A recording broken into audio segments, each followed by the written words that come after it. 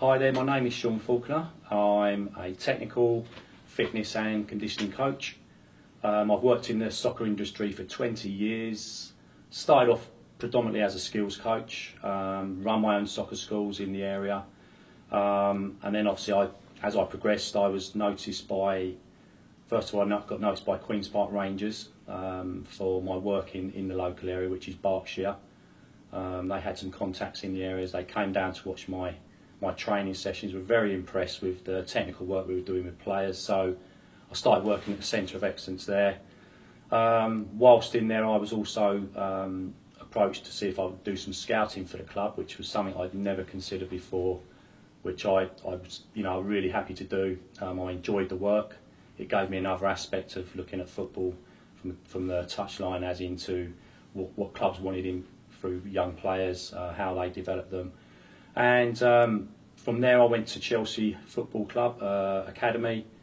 Again, I was just recognised by a guy I used to travel with abroad on coach educational trips, and we got chatting and he invited me to work at Chelsea, which is my club as well. So it was a great experience to actually go hands-on into the academy. The last 2 years at Chelsea I actually was appointed to scout coordinator, where I was responsible for running the team of scouts in the area.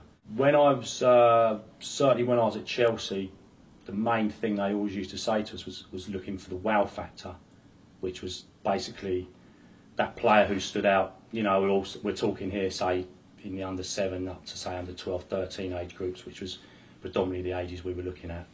The wow factor, a player that would jump out, stood out, trying tricks, trying skills, that sort of thing.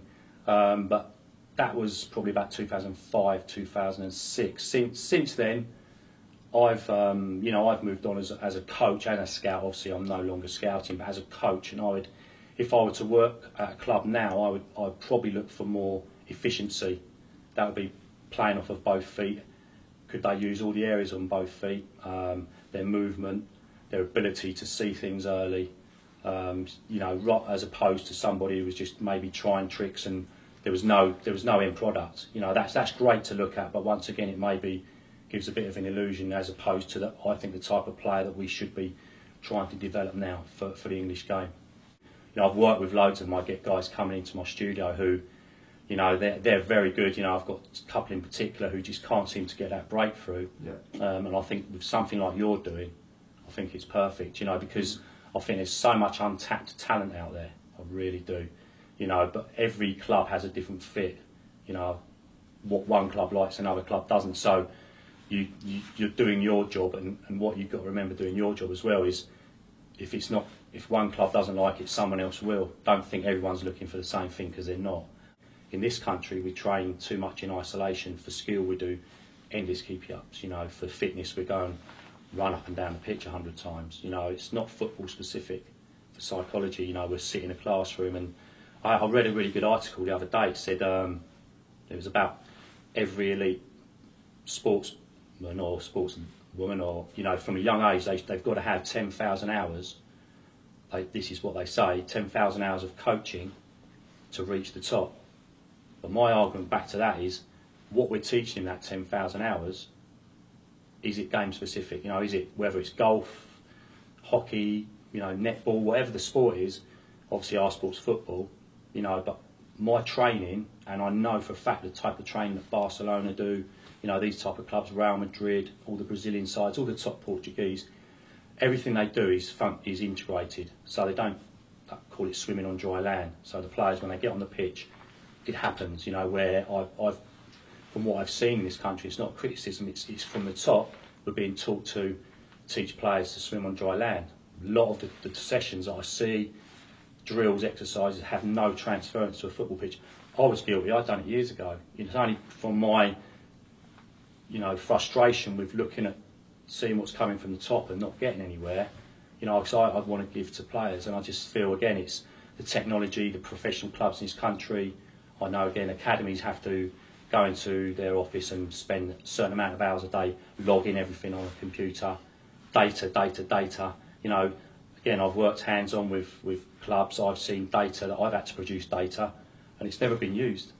So we're wrapped up in analysing for analysing's sake, and people are suffering because the hours are being spent on that rather than training them on a pitch. If I was to speak to this player or lads who train with me in particular, that's what I'd be saying. You know, just keep it simple. Yeah, use your pace, use a trick if you've got one, but make sure it's all about end product really. I think even at youth level, you know, I encourage players to say, look, if it doesn't work, doesn't matter, you tried, but it's learning to do things in the right places on the park as well, rather than just, you know, losing possession, etc., etc. That's down further for the young ones, which is what I've worked with. But I'm thinking probably talking to lads who are maybe at that verge of just maybe getting a big break into a pro club to sign as a youth sort of in the academy. It's just be yourself, keep it simple. You know, the guys who are obviously more naturally talented will shine anyway. So, all right. Again, my website is being developed at the moment. It's a website called Predator Soccer Conditioning. And what I've been doing is I've been filming lots and lots of exercises. It's aimed at players from under 9 right through to professional and elite standard.